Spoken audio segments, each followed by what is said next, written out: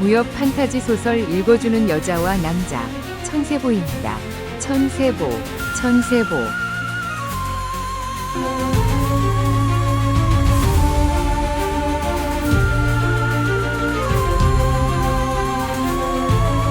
天地震撼的强者摇撼，如今我站立在巅峰之巅，未曾见过的招式盛开绽放，天下无双的王座属于我。流转的岁月如江河停歇，黎明的光芒划破长空，破风追擂踏影而行。 천세보 일부 12장 심야의 작당모의 편입니다.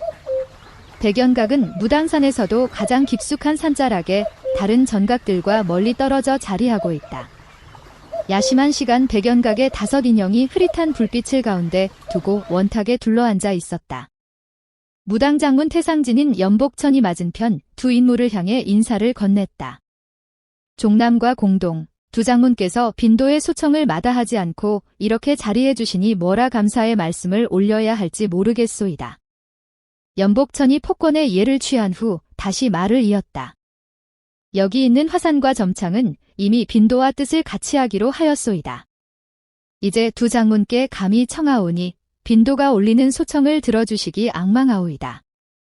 연복천의 어조는 사뭇 삼가는 기색이 역력하였다. 무슨 말씀인지 주저하지 말고 해보시오. 무림을 위하는 일이라면 염장문을 도와 무슨 일이라도 의당 뜻을 모아야지요.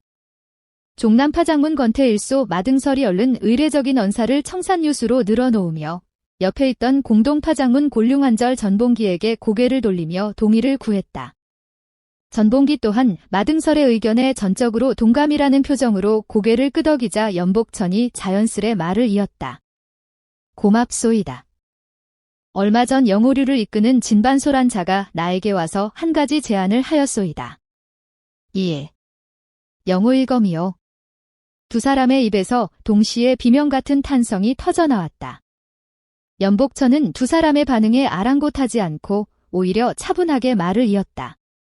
그렇소이다.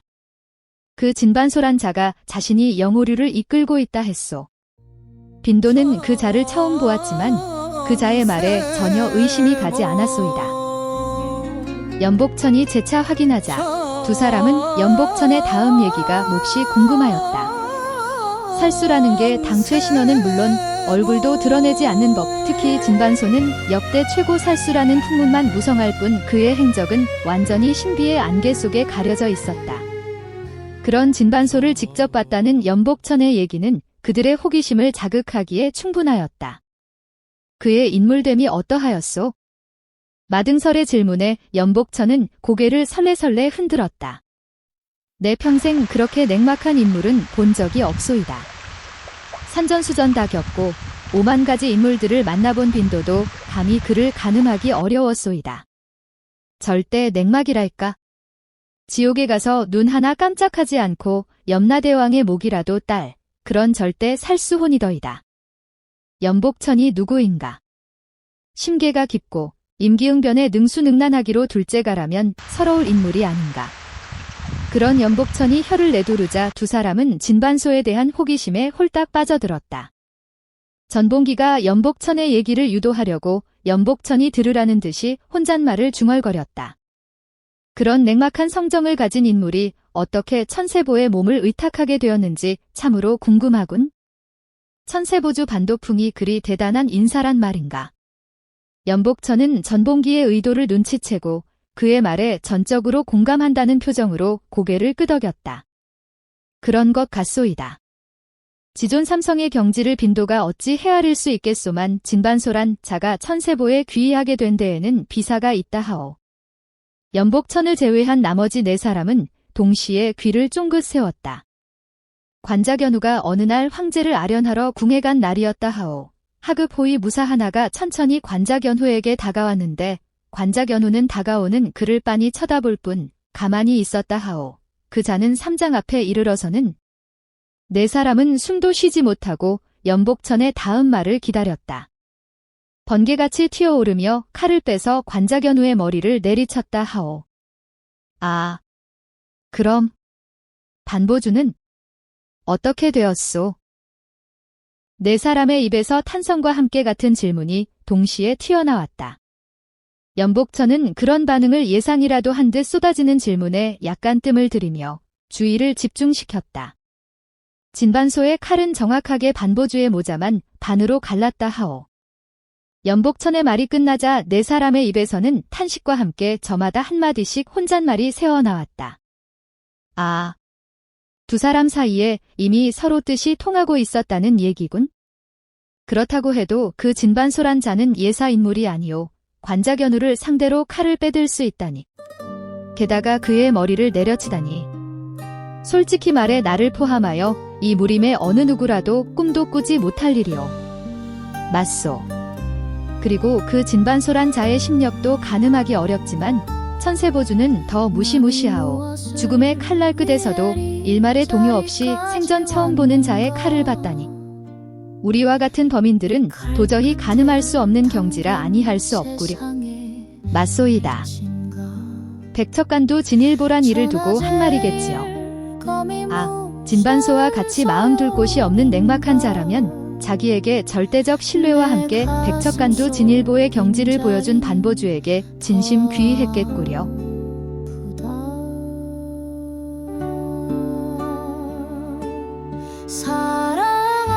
사랑하는 여인 하나 지키지 못했는데 무엇을 위해 싸웠는지 알 수가 없다. 내 모든 걸 걸어도 닿지 않는 거리. 내 마음속 강호는 이미 끝이 났다.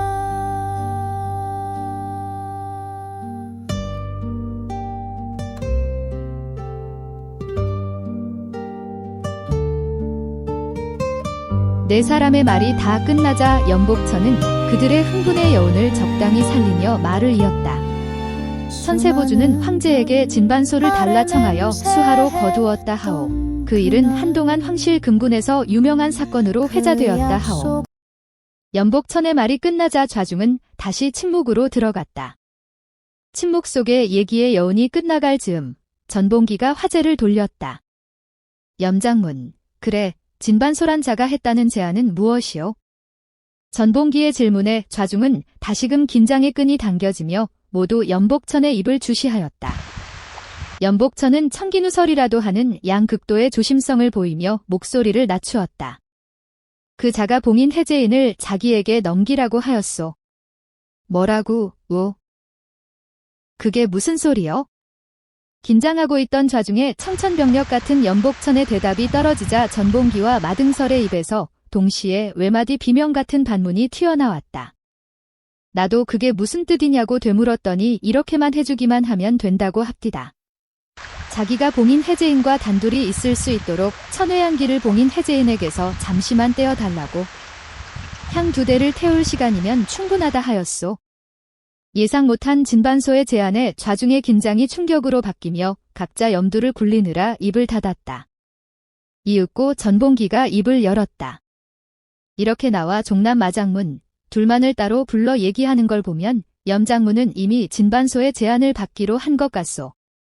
그리고 전봉기는 연복천에게서 천천히 시선을 거두어 화산파 장문 사공일검 속건평과 점창파 장문 구광인휘 임한경을 번갈아 둘러보고 다시 연복천에게 시선을 돌렸다. 화산과 점창은 무당과 뜻을 같이 하기로 했다 하니 이제 우리 보고 그 제안에 찬성하라는 말을 하려는 것 같소이다. 그렇소이다. 전장문. 나는 이 제안을 받기로 결정하였소. 연복천은 전봉기의 추궁성 질문에 담담하면서도 단호하게 대답하였다. 그리고 한 호흡 쉬고 자신의 선언에 스스로 토를 달았다. 나의 결정은 나 연모나 우리 무당의 이익을 위해 내린 결정이 아니오. 무림의 안정과 질서를 위해, 즉 모두를 위해 내린 결정이오. 연복천의 다소 황당한 주장에 전봉기가 즉각 반발하였다. 염장문, 그게 무슨 말이오? 진반소가 무슨 의도를 갖고 뭘 도모하려는지 염장문은 아시오? 그리고 봉인 해제인이 무림에 해악을 끼칠지 이익이 될지 우리는 지금 아무것도 모르지 않소이까? 더구나 천외양기를 속이는 일인데 이 일의 뒤끝을 어떻게 감당하려 하시오? 도대체 그 제안이 우리 백도 무림에 무슨 이익이 된단 말이오? 전봉기와 마등설이 번갈아 시비를 따지는 와중에 연복천은 묵묵히 두 사람의 추궁이 끝나기를 기다리다가 옆에 앉은 속건평에게 눈짓을 보냈다. 연복천의 눈짓을 받은 속건평이 얼른 끼어들었다. 전장문, 그리고 마장문, 우리끼리 얘기이니 우리 서로 솔직하게 말해봅시다. 우리가 스스로 백도 무림이라 자처하며 흑도 무림을 내려다보고 있지만 실제로 우리 백도는 위선적이고 저쪽 흑도는 위약적이라는 차이가 있을 뿐 다 똑같은 한 통속이라는 사실은 부정하지 못할 것이요. 속건평이 정곡을 찌르자 마등설과 전봉기는 말문이 막히는 듯 잠자코 있었다. 그러자 이번에는 이만경이 거들고 나섰다. 두 분 장문께서도 알다시피 당금 무림의 질서는 가히 500년 이래 최고의 태평성대라 할 만하지 않소? 전장문, 그리고 마장문 두 분께서도 현재 누리는 기득권을 부정하지는 못할 것이요. 그러니 변화의 단초를 제거할 수만 있다면 제거하는 것이 우리 모두에게 좋지 않겠소? 기세 좋게 추궁하던 전봉기와 마등설은 노골적인 속건평과 이만경의 반론에 즉답을 못하고 우물거렸다. 그러자 이번에는 연복천이 마무리에 들어갔다. 전장문과 마장문만 나와 뜻을 같이 해준다면 내일 장문회의에서 좋은 결론이 나올 수 있소. 그리고 이 제안을 장문회의에 부의하고 장문회의에서 의결한 이상 어느 누구도 개인적인 책임을 질 필요가 없소. 개인적인 책임은 없다는 연복천의 말을 끝으로 분위기는 확연히 바뀌었다. 조심스레 눈치를 살피던 마등설의 질문에는 더 이상 추궁의 기미는 보이지 않았다. 염장문, 진반소가 봉인 해제인을 도모할 수 있다고 보시오. 아무리 영우일검이라 해도 봉인 해제인을 도모하기는 장담할 수 없다 사료되오이다. 그건 빈도도 알 수 없소.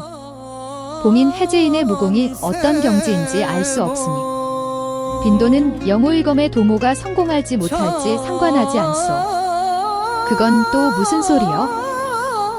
도모가 성공한다면 무림의 안정을 위해 좋은 일이고 실패한다면 믿져야 본전이니 우리는 국이나 보고 떡이나 나오면 먹으면 된다고 보오. 그렇긴 한 것 같은데. 마등설이 살짝 망설이는 기색으로 말꼬리를 흐리더니 말을 이었다. 혹시 봉인 해제인이나 천외양기가 우리 백도 무림에게 죄를 묻지 않을까 염려되어. 마등설의 걱정에 연복천은 별거 아니라는 투로 가볍게 응수하였다. 그런 걱정은 할 필요가 없소.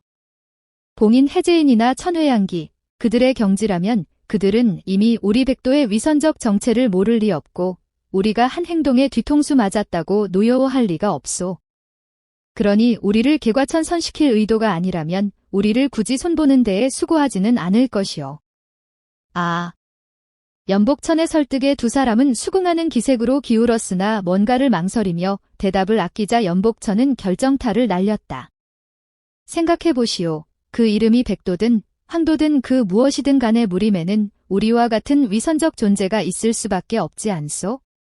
장문회의 결정인 이상 백도 전체를 응징해야 하는데 이건 가능하지도 않고 의미도 없소. 백도 전체가 공범이 된다는 연복천의 결정타에 두 사람은 말없이 고개를 끄덕였다. 연복천은 뜻을 이루 자신이 나 묻지도 않은 언사를 덧붙였다. 만약 일검의 도모가 실패한다면 봉인 해제인이나 천외양기는 천세보로 시선을 돌릴 것이외다. 이것 또한 볼거리가 아니겠소이까? 아, 어부지리. 차도살인. 전봉기와 마등설의 입에서 터져나온 탄성과 함께 탁자를 가운데 두고 둘러앉은 5 장문들은 완전히 의기투합하였다. 전봉기가 벌써부터 내일 장문회의를 그렸다. 이 제안은 소림, 아미, 청성, 곤륜 등 내파는 절대 반대할 것이오. 그들은 순진한 건지 순진한 척하는 건지 결국 개방 장방주만 남은 셈인데 일이 뜻대로 돌아가자 연복천의 입은 이미 귀에 걸려 있었다. 개방은 걱정 없소. 장문주는 단순한 자라 소림의 눈치를 살피겠지만 결국 우리 편이 될 거요. 상춘회 때문에 개털이 된 마당에 자신이 어느 편에 서야 한다는 것쯤은 잘 알 테니까. 개방은 이럴 때 써먹자고 구파일방에 끼워주는 게 아니겠소? 와하하하. 맞소. 나름 머리를 굴린답시고 봉인 해제이니 상춘회와 척지기를 바랄 것이요. 장방주는 자기가 이용당한다는 사실도 모를 거요. 맞소. 우리 제안에 찬성하면서도 혼자 외톨이가 되니 불쌍하구려. 개방을 완전히 깔아뭉개는 연복천의 언사에 모두들 고개를 끄덕이며 공감의 웃음을 보탰다. 연복천이 좌중을 둘러보며 마무리를 하려는 순간 마등설이 번개같이 치고 나왔다. 염장문, 진반소의 제안을 받는 대가로 진반소와 천세보에 받을 빚이 작지 않을 것이오. 부디 우리 모두를 기억해 주시오. 마등설의 요청에 연복천은 크게 너털웃음을 터뜨렸다. 와하하하, 마장문, 과연 빈틈이 없구려. 우리 5사람이 서로 뜻을 모은 이 자리를 이 연모는 결코 잊지 않으리다. 비록 원탁이었지만 어느새 연복천은 좌중의 중심이 되어 있었다.